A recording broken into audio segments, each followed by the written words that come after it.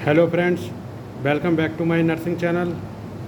Friends, आज हम यहाँ पे नर्सिंग साथ ही नीट परीक्षाओं और नर्सिंग से संबंधित विभिन्न परीक्षाओं, ANM nursing, GNM nursing, BSc nursing, साथ ही पोस्ट बेसिक बीएससी नर्सिंग और साथ ही एमबीबीएस कक्षाओं के लिए बहुत ही उपयोगी ये प्रश्न होने वाले हैं। तो चलिए आज देखते हैं इन प्रश्नों को। सबसे पहले देखिए, jaundice affect newborn babies when they have too much bilirubin in their। तो देखिए, jaundice affects newborn babies when they have too much bilirubin in their।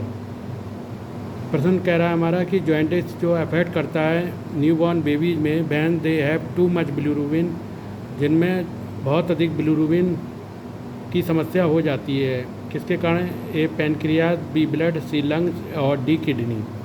तो देखिए, jaundice affect newborn babies when they have too much bilirubin in their, किस में हो जाता है? Blood में। बी ऑप्शन जो है यहाँ पे बिल्कुल करेक्ट हो जाता है, ब्लड। क्योंकि बच्चों का जो न्यूबॉर्न बेबीज होते हैं उनका लीवर जो है वो ठीक तरीके से मैच्योर नहीं हो पाता है, परिपक्व नहीं हो पाता है, जिसके कारण वो सही तरीके से अपना जो है बिलिरुबिन का सही तरीके से उपयोग नहीं कर पाता है और ब्लड में बिलिरुबिन की मात्रा बढ़ जाती है। तो ऑप्शन बी जो है यहाँ पे बिल्कुल करेक्ट हो जाता है कि किस में बढ़ जाती है बिलिरुबिन की मात्रा? ब्लड में। BLOOD, blood. और ब्लड के कारण पूरी बॉडी में ही जो है बिलिरुबिन बढ़ जाता है, ठीक है, जिससे येलोइश कलर शो अप होता है बेबी में, ठीक है। तो नेक्स्ट क्वेश्चन की ओर चलते हैं। देखिए, in which of the following is use to treat Parkinson disease. इनमें से किसका उपयोग पार्किंसन डिजीज में किया जाता है? तो देखिए, 4 ऑप्शन है। पहला ऑप्शन एम्टाडाइन, दूसरा है एम्बियन, तीसरा सी ऑप्शन है एलिनब्रिग और डी ऑप्शन है एल्प्रोलिक्स। तो इनमें से किस मेडिसिन का उपयोग इसमें किया जाता है? In which of the following is use to treat Parkinson disease. आपको बताना है। तो देखिए, यहाँ पे पहला ऑप्शन जो है हमारा एम्टाडाइन, जो बिल्कुल करेक्ट हो जाता है। एम्टाडाइन जी, first option is the correct answer. Amantadine is the correct answer. First option यहाँ पे बिल्कुल करेक्ट हो जाता है, ठीक है। तो पार्किंसन डिजीज में फ्रेंड जो होते हैं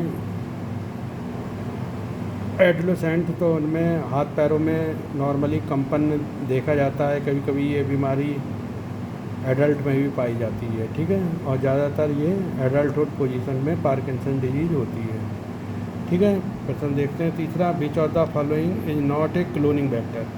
हमारा प्रश्न है कि विच of the following is not a cloning vector. इनमें से किसमें क्लोनिंग वेक्टर जो है नहीं पाया जाता? 4 ऑप्शन है कि विच of the following is not a cloning vector पूछा है। इनमें से किसमें क्लोनिंग वेक्टर नहीं होता?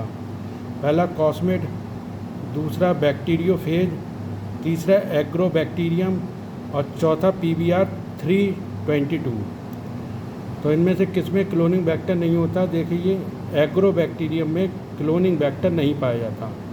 इसमें क्लोन इसका नहीं पाया जाता है। एग्रोबैक्टीरियम में क्लोनिंग वेक्टर जो है वो नहीं पाया जाता, बाकी तीनों में पाया जाता है। हमसे पूछा था which of the following is not a cloning vector, तो ऑप्शन सी जो है agrobacterium is the correct answer. C option is the right answer, agrobacterium. Next question की ओर चलते हैं। देखिए, fluid loss firstly in which of the part. तो जो फ्लूइड लॉस, कोई भी दुर्घटना या ट्रेजेडी या एक्सीडेंट हो जाता है तो fluid loss firstly in which of the part, body के किस पार्ट से फ्लूइड का लॉस होने लगता है? इंट्रावेस्कुलर, इंट्रासेलुलर, एक्स्ट्रावेस्कुलर या नन ऑफ दी। तो देखिए, फ्लूइड लॉस जो फर्स्टली सबसे पहले अगर कोई भी हमारा दुर्घटना हो जाती है, एक्सीडेंट हो जाता है, तो fluid loss firstly in which of the part सबसे पहले होता है इंट्रावेस्कुलर पार्ट से। किससे होता है? इंट्रावेस्कुलर पार्ट, ठीक है। तो ये ऑप्शन जो है यहाँ पे बिल्कुल करेक्ट हो जाता है। Intravascular is the correct answer. First option is the correct answer. Next question की ओर चलते हैं। देखिए, क्लिनिकल मैनिफेस्टेशन इज नॉट अकर। क्या प्रश्न है हमारा? क्लिनिकल, देखिए देखते हैं इसको। Clinical manifestation is not occur in anaemia.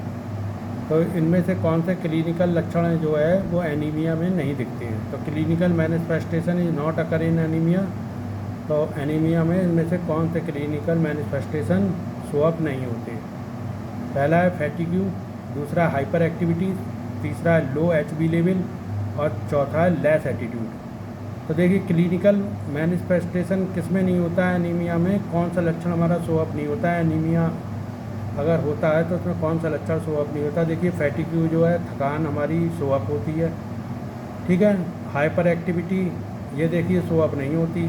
Low haemoglobin level भी होता है, लो एचबी लेवल जिसे बोलते हैं, और लेस एटीट्यूड भी होता है, ठीक है। काम करने में मन नहीं लगता है, तो लेस एटीट्यूड भी पाया जाता है कि दिमाग थोड़ा सा भ्रमित अवस्था में रहता है। तो cleaning manifestation not occur in anaemia, तो इसमें हाइपर एक्टिविटी जो है वो बिल्कुल सही हो जाएगी कि हाइपर एक्टिविटी, ठीक है। काम करने की प्रबलता जो है वो हाइपर एक्टिविटी कहलाती है, जो कि एनीमिया में नहीं देखी जाती, ठीक है।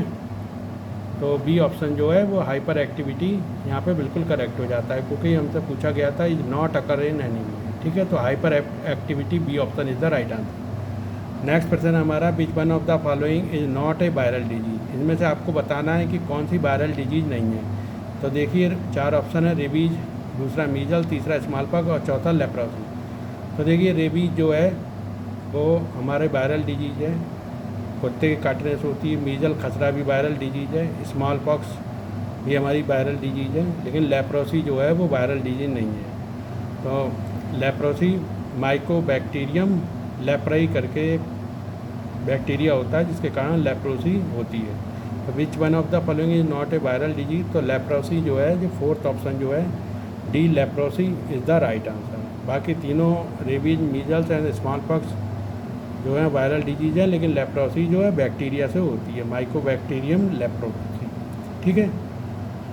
माइकोबैक्टीरियम लेप्रोई, ठीक है, इससे बैक्टीरिया से लेप्रोसी हमारी होती है। तो डी ऑप्शन यहाँ पे बिल्कुल करेक्ट हो जाता है, leprosy is the right answer. Next प्रश्न है जो कि आज का हमारा लास्ट प्रश्न भी है, विच of the following is a communicable disease, इनमें से कौन सी कम्युनिकेबल डिजीज है।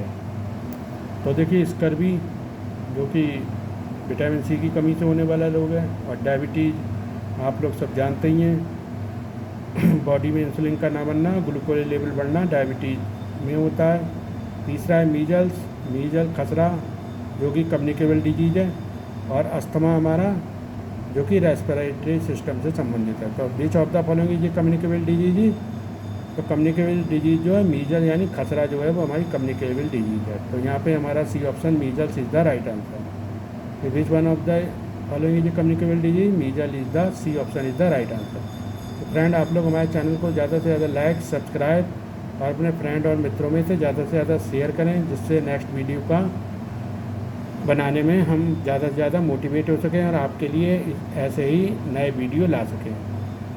तो हमारे चैनल को ज़्यादा से ज़्यादा लाइक, सब्सक्राइब और शेयर करते रहिए। तो फ्रेंड मिलते हैं अपने नेक्स्ट वीडियो में, तब तक के लिए धन्यवाद।